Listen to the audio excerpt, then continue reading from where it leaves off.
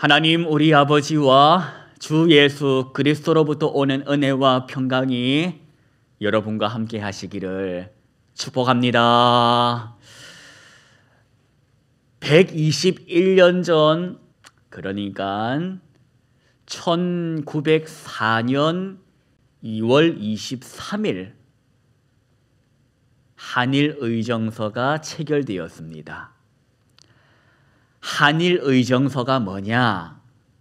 한일의정서의 내용을 보면 대한제국의 황실의 안전과 대한제국의 독립과 그 영토를 보존한다는 약속이 들어있는 의정서입니다. 그러나 그뿐만이 아니라 대한제국의 정치, 외교, 군사 부분에 있어서 자주권을 제약하는 내용도 들어있었다 하는 겁니다. 바로 그 한일의정서가 121년 전 오늘 체결이 되었다는 겁니다. 그래서 그 후로 어떻게 되었을까? 일본 제국이 대한제국의 독립과 영토와 그 안전을 보존해 줬냐? 아니라는 겁니다. 그러면 그럴 줄 몰랐냐? 일본이 그 약속 지킬 줄 알았냐?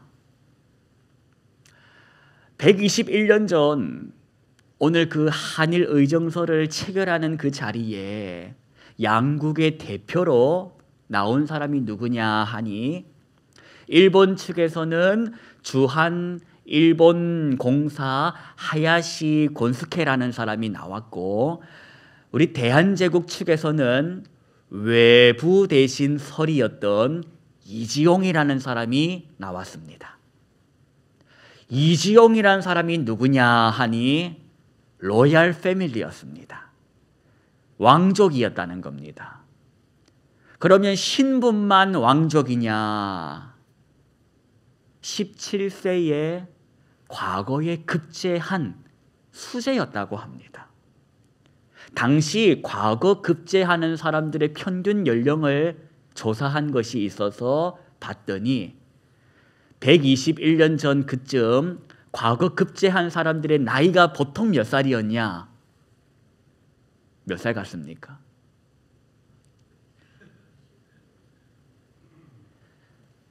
그때 과거 급제하는 사람들의 평균 연령은 바로 36살이었다고 합니다. 그러니까 36살이 과거 급제하는 평균 연령이라고 봤을 때 그 절반도 안 되는 17세에 과거 급제했다라는 것은 똑똑했다는 겁니다. 이 머리가 비상했다라는 겁니다. 그 천재 수재가 그의 나이 34살에 한나라 제국의 대한제국의 외부 대신 서리가 되어가지고 그 자리에 앉아 있으니 엘리트 중에 엘리트였던 겁니다. 세상에 뭐가 부러울까 싶을 만큼 잘 나가는 인생이다. 그런데 그런 그가 한일의정서 체결을 주도했다는 겁니다. 앞장서 가지고 이거 해야 된다라고 말했다는 겁니다. 표면상으로는 대한제국의 안전을 지켜준대, 독립을 보장해준대, 영토를 지켜준대 라는 내용으로 보여지지만 그 실상은 정치, 외교, 모든 군사 부분에 있어서 침략의 발판이 될 그런 뻔히 보이는 의정서, 그런 걸 그가 주도했다는 겁니다. 그 똑똑한 인생이 왜 그랬을까? 그 남부러울 것 없는 인생이 왜 그랬을까고 생각하십니까? 힌트. 똑똑해가지고 돌아버린 겁니까? 힌트. 일만하게 뿌리. 뭡니까? 일만하게 뿌리가 뭡니까? 돈. 일본의 그 뇌물을 받아먹었다는 겁니다. 일본에게 뇌물을 받아먹었는데 얼마쯤 받으면 이런 짓 하겠습니까? 여러분한테 얼마쯤 주면 이런 걸 하겠습니까? 그 당시 뇌물로 1만 엔을 받았답니다. 1만 엔. 그럼 이 1만 엔이 당시로 얼마쯤 될까? 1900년도 일본 사람들의 1년 연봉이 100엔이었다고 합니다. 그 말은 100년치 연봉을 뇌물로 받았다는 겁니다. 100년치 연봉을 뇌물로 받아가지고 그 일을 했다는 겁니다. 그리고는 그가 그로부터 1년 뒤 120년 전 1905년 뭘 했냐? 그때는 의사조약을 체결하는 일에 그가 앞장을 섰다는 겁니다. 의사조약을 체결하는 일에 앞장서 가지고 공로로 일본으로부터 백작의 칭호를 받고 10만 엔을 받았다고 합니다. 1만 엔이 100년이면 10만 엔은 1000년입니다. 자그마치 1000년치 연봉을 일시불로 상급으로 받았다는 겁니다. 어떻습니까? 여러분한테 만약에 1000년치 연봉이 한 번에 생긴다면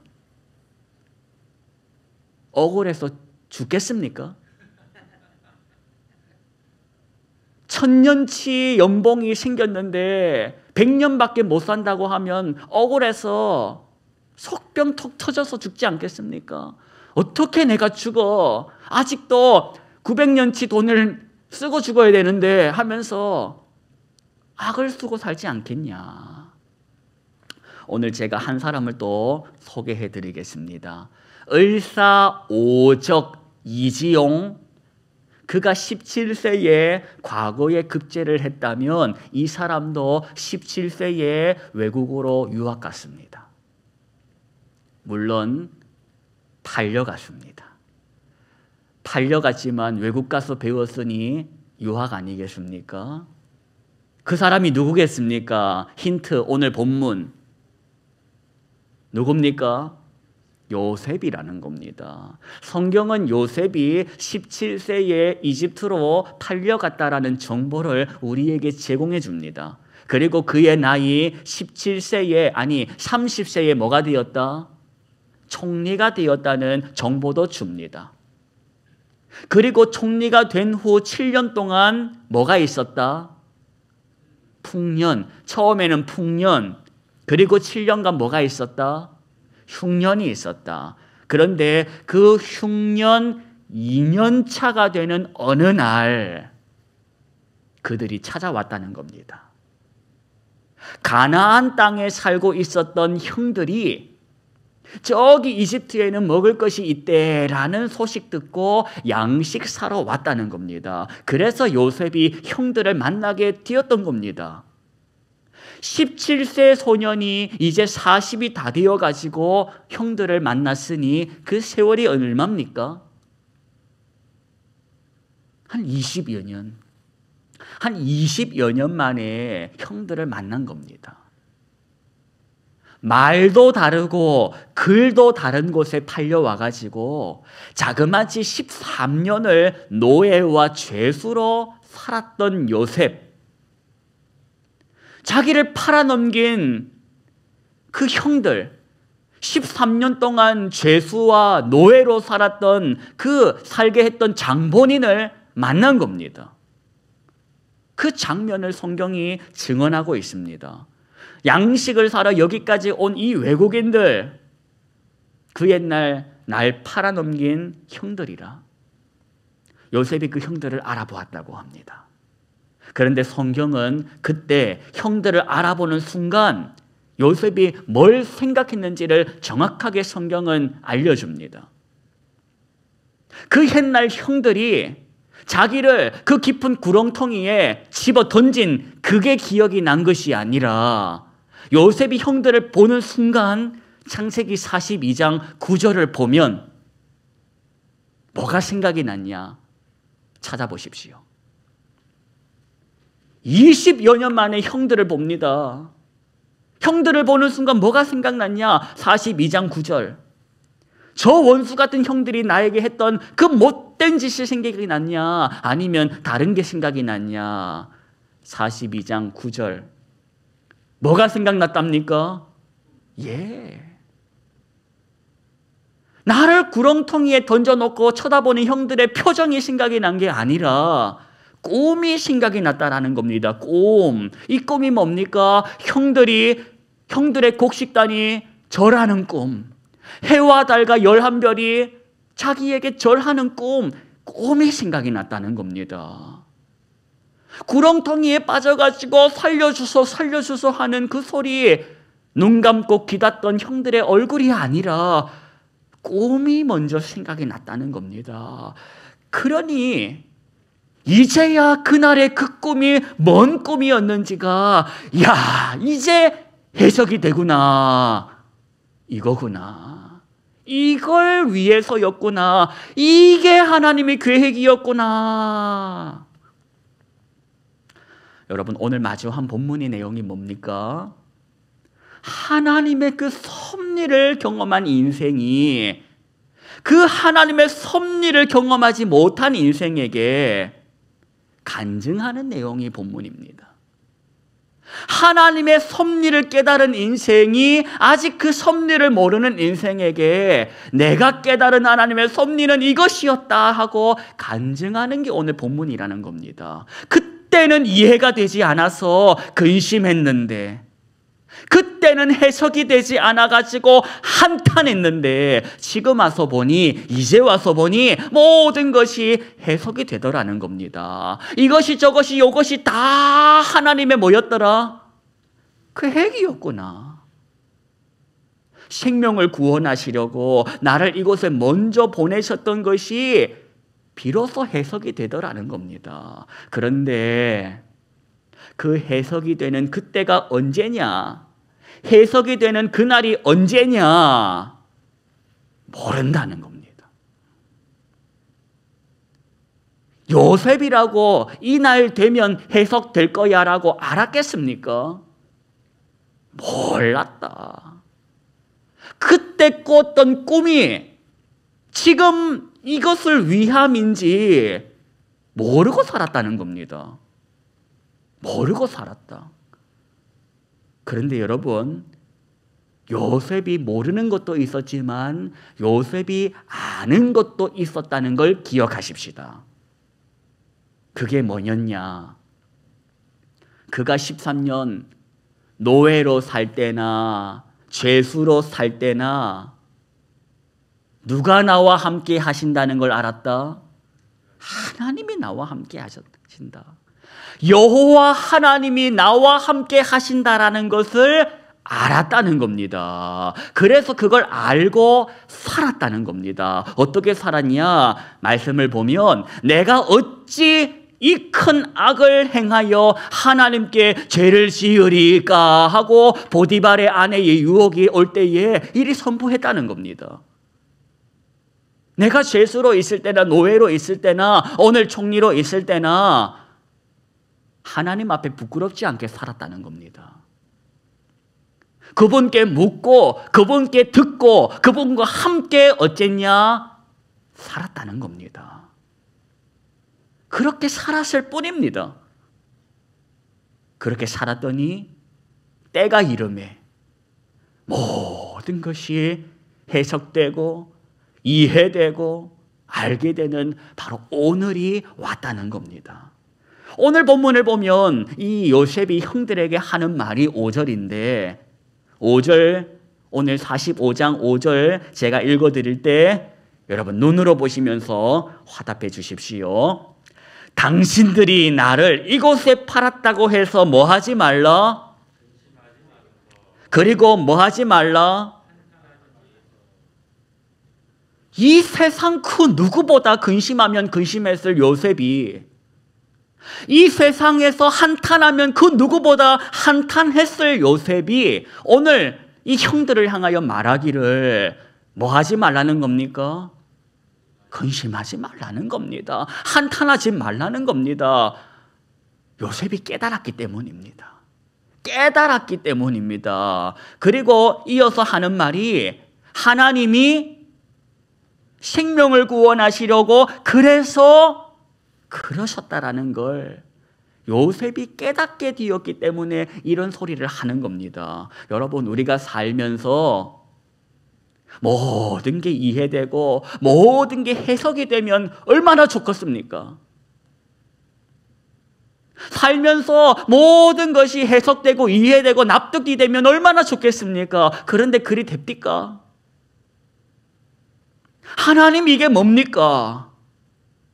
왜 내가 손대는 일마다 형통을 보장해 주시지 않습니까? 왜 나에게 건강을 주시지 않습니까? 이게 뭡니까? 하고 따져 묻는 게 우리 인생 아닙니까? 내가 하나님을 모르면 몰라도 내가 하나님을 알기에 수없이 그분의 이름을 불러가며 따져 물어가며 울었던 시간들이 있었다는 겁니다. 121년 전 오늘 한일의정서가 체결되었다고 서두에 말씀드렸습니다. 그 일에 앞장섰던 사람이 누구였습니까? 이지용. 그가 일본으로부터 뇌물 1만 엔, 노동자 100년치의 월급을 뇌물로 받았다고 말씀드렸습니다. 그리고 그 다음 해 을사년에는 을사조약을 체결한 공로를 인정받아 110만 엔, 노동자 1000년치의 월급을 성과급으로 수당으로 받았다고 말씀드렸습니다. 이게 말해주는 게 뭡니까? 뇌물을 받았다라는 것이 보여주는 것이 뭐냐? 그는 공익이 아니라 사익을 위해 살았다는 겁니다. 자기의 유익을 위해서 살았다는 겁니다. 한일의정서를 체결한 것이 공익을 위해서가 아니라 사익을 위해서였다는 겁니다. 그 증거가 바로 1000년을 벌어도 다 못 벌 돈 아니냐. 뇌물로 받은 돈이 증거가 아니냐. 그런데 이지용이 죽었다는 겁니다. 100년도 못 살고 죽었다는 겁니다. 그런데 요셉도 죽었다는 겁니다.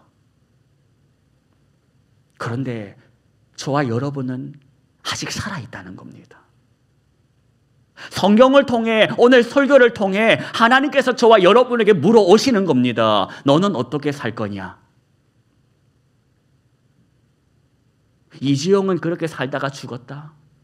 요셉도 그렇게 살다가 죽었다. 넌 아직 살아있지 않느냐? 남은 삶을 어떻게 살 거냐? 물어오시는 겁니다. 하나님은 하나님의 사람들에게 하나님의 뜻을 보여주십니다. 나더러 어떻게 살아야 하는지를 일러주시는 겁니다. 내가 해야 할 것과 말아야 할 것, 그걸 알려주신다는 겁니다. 한마디로 말씀드리면 하나님은 나더러, 저와 여러분더러 사랑하며 살아라고 하셨습니다. 하나님을 사랑하고 이웃을 사랑하라고 하셨습니다. 그런데 그 사랑이라는 게 무엇인지를 배워야 한다는 겁니다. 예수님을 통해 보여주신 진짜 사랑이 무엇인지를 보고 배우라는 겁니다. 내가 살아서 할 일이 있다면 예수님께 배운 사랑, 예수님을 통해 보고 배운 그 사랑을 하고 사는 것입니다. 그거 하면 고난도 있습니다. 사랑하며 사는 삶에 꽃길만 있는 것이 아니라 오해도 있고 여러 가지 어려움이 크다는 겁니다. 눈물 나고 한숨이 있습니다. 그러나 기억하랍니다. 하나님의 위로도 있다. 도우시는 손길이 있다. 살피시는 눈길이 있다는 겁니다. 그러니 선한 싸움을 싸우자는 겁니다. 믿음을 지키며 살자는 겁니다. 그러면 모든 것이 다 해석되고 모든 것이 이해되는 그날이 반드시 있을 것이라는 겁니다. 요셉의 삶을 통해 오늘 살아있는 내가 그날을 바라며 살아보자는 겁니다. 해석되지 않아서, 이해되지 않아서 근심하고 탄식하는 날이 있으셨을 겁니다. 믿음 가지고 몸부림을 쳐왔던 여러분, 머지않아서 다 해석되고 다 이해되고 그래서 그랬구나 하고 하나님께 영광을 돌리는 그날이 올 것입니다. 그날을 바라시고 오늘 하나님의 사람답게 사랑하며 살아라 하신 그 말씀을 기억하고 하고 살아야 할 일이 무엇인지를 깨달은 사람답게, 성도답게 이 맞이하는 한 주도 살아보십시다. 나의 유익이 아니라, 나의 사익이 아니라 하나님 안에서 공익과 서로 사랑하라는 서로의 유익을 구하며 주님이 이끌어 가시는 그 인도를 받아 한번 살아보십시다. 사랑하는 일에 시간 쓰시고, 사랑하는 일에 물질 쓰시고, 하나님 기뻐하는 일에 마음 쓰시기를 축복합니다. 그 인생이 밤에 잠잘 때 두 발 뻗고 자는 인생이요, 만족하는 인생이요, 오늘 죽어도 여한이 없다고 고백하는 인생이 될 줄로 믿습니다. 그 삶을 받아 누리는 여러분 되시기를 주님의 이름으로 축복합니다. 기도하겠습니다. 하나님, 우리가 살아 있습니다. 요셉은 죽었고 기지엄도 죽었으나 오늘 우리는 살아 여기 있습니다. 나더러 어떻게 살아야 할지를 오늘 말씀을 통하여 깨닫게 하셨으니 한 번밖에 없는 인생, 쓰지도 못하고 죽을 돈을 위하여 살지 말게 하시고 허락하신 기쁨, 사랑을 나누고 베풀고 누리며 이끄는 삶을 살게 해 주십시오. 맞이하는 이 한 주간도 하나님 앞에 부끄럽지 않는 삶, 주와 동행하는 삶 살아갈 수 있도록 말씀이 생각나는 은혜, 성령이 이끌어 주시는 은혜 허락하여 주옵소서. 예수님의 이름으로 기도하옵나이다. 아멘.